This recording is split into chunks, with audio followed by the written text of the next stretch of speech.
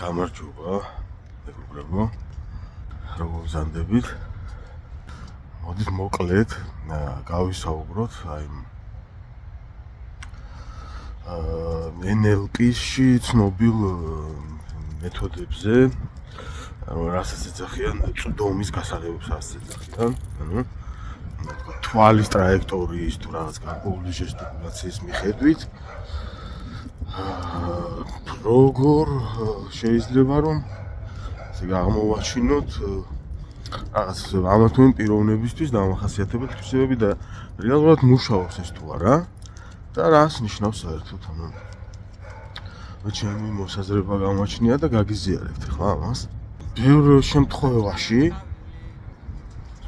შემთხვევაში ეს არის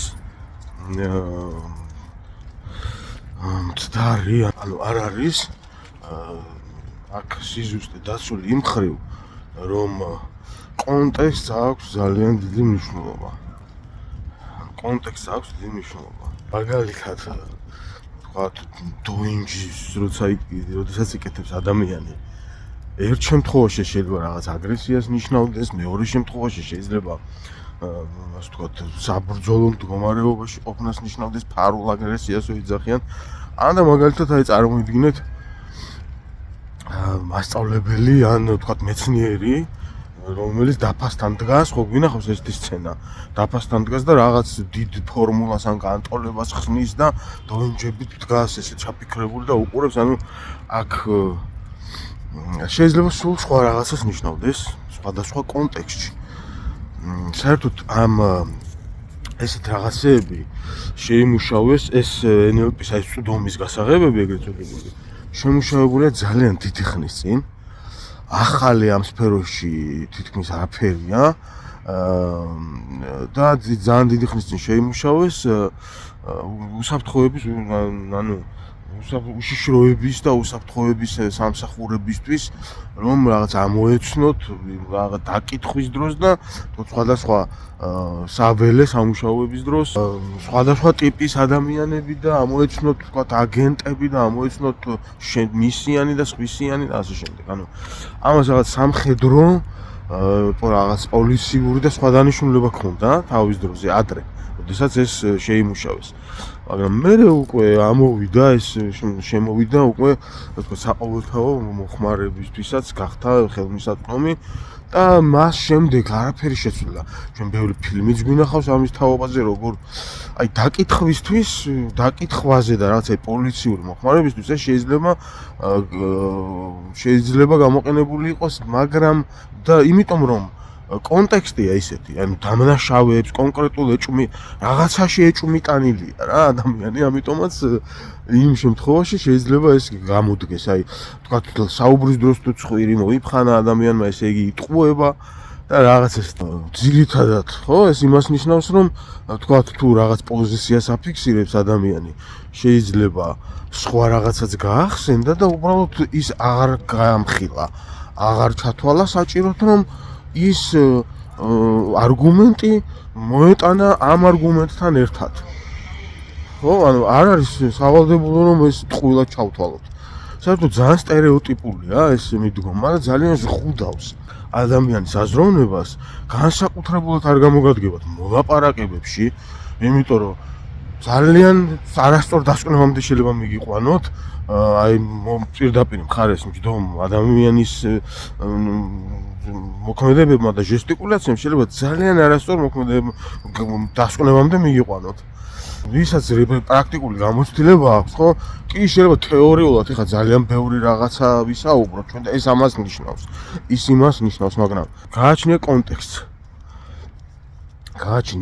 როგორი კონტექსტი, ამიტომ იმხელა დრო მიაქვს მე ამის ანალიზს, მაქვს ამის გამოცდილება რა, რომ ამის მიხედვით ადამიანები რაღაცა და იმხელა დრო მიაქვს ამას. თქვათ რომ ის საქმეზე თუ ხარ წასული და რაღაცას აკეთებ, ხო, თუ საქმურად არის ადამიანი და მეტი საქმე არ აქვს, რომ ადამიანების საქციელების აი ესე დააკვირდეს. ხო გეუბნებით, შეიძლება ერთ შემთხვევაში ხელებს თუ აჯვარედინებს ადამიანი მის გულზე, გულმკერდზე, ხო?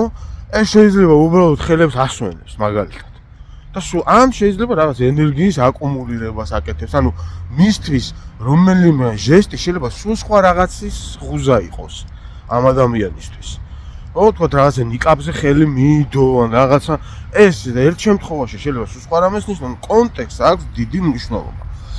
აი მაგალითისთვის, ერთ მაგალითისთვის, აი კაფიო მაგალითად გამოდგება თვალის ტრაექტორიის მიხედვით, რომ იმაშვებიან ჯექსიფო ზომა ხდებიან, ამბობენ, იტყუება ადამიანი თუ სიმართლეს ამბობს. და ნახეთ რითი არის ეს გამოწვეული საერთოდ იმ თავითვე რაზე ფუძნება ეს დასკვნა. ტვინის მარცხენა ნახევარსფეროში არის ისტორია, არგუმენტები, ფაქტები, რაღაც მოგონებები, მეხსიერებითი ნაწილია. ტვინის მარჯვენა ნახევარსფერო არის შემოქმედებითი, ანუ თხზავს რა, კრეატიულობის შემოქმედებითია მარჯვენა ნახევარსფერო. ამიტომ, როდესაც ადამიანს რაღაცას ეკითხები, ტრაექტორიას თუ, ესე იგი, თუ თქვათ პასუხის გაცემის დროს მარცხნივ გაიხედა, ესე იგი, იხსენებს რაღაცას და თუ მარჯვნივ გაიხედა, ესე იგი თხზავს. ანუ, აი მაგალითად ეს გამოდგება თქვათ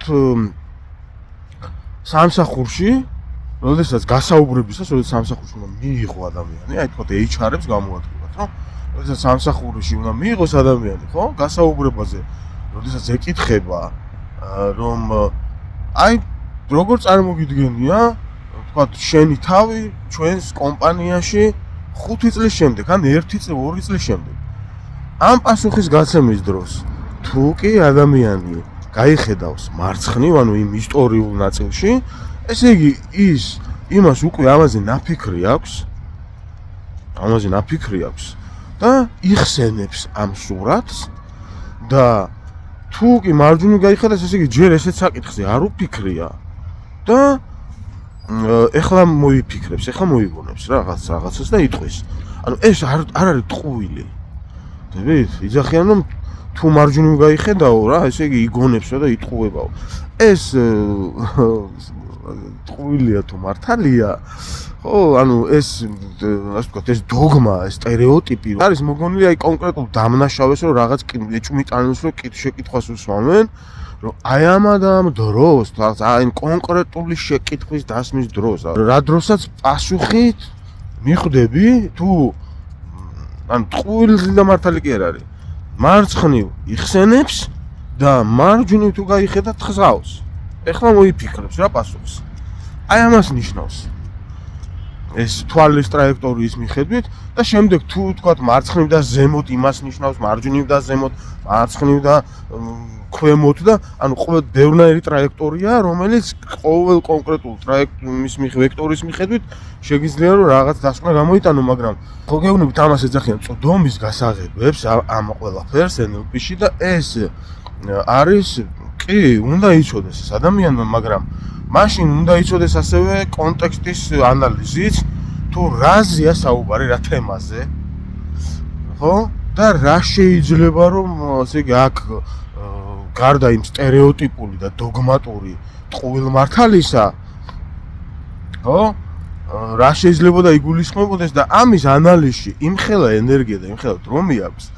ანუ მოგეუბნებით, თუ ეს კონკრეტულად რაღაცაში არ გჭირდებათ, თუ რაღაცა პოლიციელი არ ხართ, ან რაღაც ექსპერტიზის ბიუროში არ მუშაობთ, ან რაღაცა, ხო? თუ ესეთ რამეში არ გჭირდებათ, არ არის ეს რაღაც საერთოდ მისაღები განსაკუთრებით ბიზნესში, მენეჯმენტში და ასე შემდეგ. აბსოლუტურად ასე ვთქვათ, სტერეოტიპულია, შემზღუდველია რა, უფრო მეტად. თუმცა, ნუ რა თქმა უნდა, ეხლა ამის ცოდნის დაგროვებას წინარაფერი უდგას და უნდა იცოდეს ადამიანმა, მაგრამ ესეც უნდა გაითვალისწინოს, რომ ძალიან ბევრ შემთხვევაში არასწორ დასკვნები გამოაქვს ადამიანს, აი თუნდაც რაღაც TikTok-ს ხროლავ ან Facebook-ს ან რაღაცას და რაღაც ადამიანს რო უყურებ, აი ამ სტერეოტიპების მიხედვით აზროვნებ შენც უკვე რა, მე თუ კი არ ითვალისწინებ იმას, რომ რა კონტექსტში ლაპარაკობს, რაზე ლაპარაკობს, რა თემა არის, საერთოდ ვინ არის ეს ადამიანი.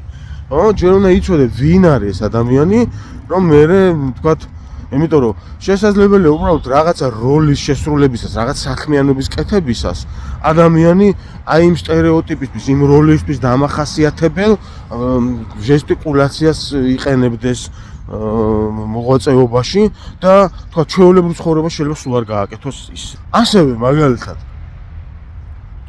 აი რო იციან თქმა რომ თქვა აი როგორი სახლი აქვს და როგორი მანქანა ყავს და როგორი რაღაცა ყავს თქვა როგორი ტანსაცმელი აცვია მაგის მიხედვით აი რაღაც ადამიანების ისა ხო არც ეგ არის იმიტომ რომ ეხლა ჩვენთანაც კი ხდებიან ეს ადამიანები და ბევრგანაც მინახავს რომ აი იმდენად აი მილიონერი ადამიანი შეიძლება რაღაც დახეულებში დახეულ ტანსაცმელში იყოს ნუ ვისთვის როგორ გამოიყურება რა ხო შეიძლება მეტროში დაინახო ისეთი ადამიანი ხო ანუ კონტექსტი აქვს საქართველოში ხა ნუ რა თქმა უნდა საქართველოში შეიძლება ეს არ მუშაობდეს მაგრამ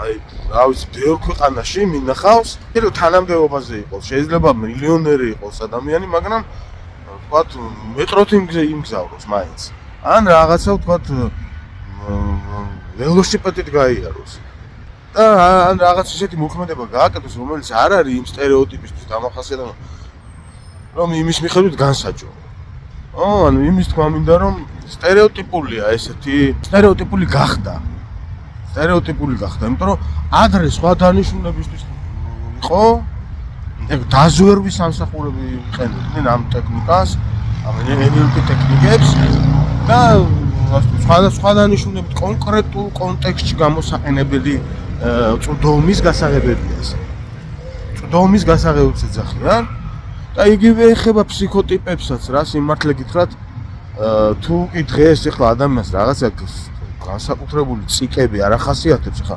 ჯანმრთელ და არაჯანმრთელ ადამიანს ეთყობა ხო თავარია ჩემი აზრით მაინც თავარია შინაარსი ხო რას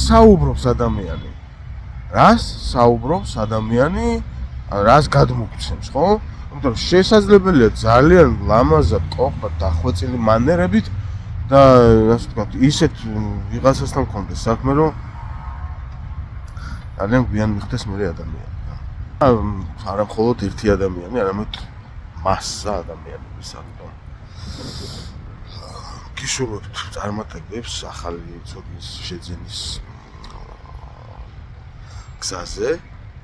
მადლობა ყურადღებისთვის.